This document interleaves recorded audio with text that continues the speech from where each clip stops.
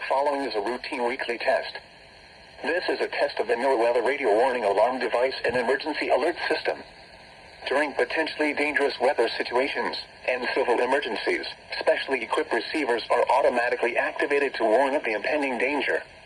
A test of these receivers is conducted every Wednesday between 11 a.m. and noon, weather permitting. In the event of the test being canceled, it will then be rescheduled for the next day between 11 a.m. and noon.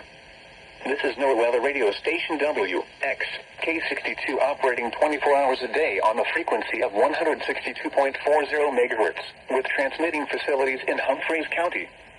This broadcast originates from the National Weather Service Office located near Nashville.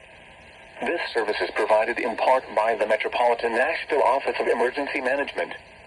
Repeating, this has been a test of the NOAA radio warning alarm device. During potentially dangerous weather situations, specially equipped receivers are automatically activated to warn of impending danger. The alarm will be activated for severe weather watches and warnings, or civil emergencies, affecting the Middle Tennessee counties of Dixon, Hickman, Houston, Humphreys, Perry, and Stewart, along with Benton County in West Tennessee. This concludes the test of the NOAA radio warning alarm device and emergency alert system. We now return you to regular programming.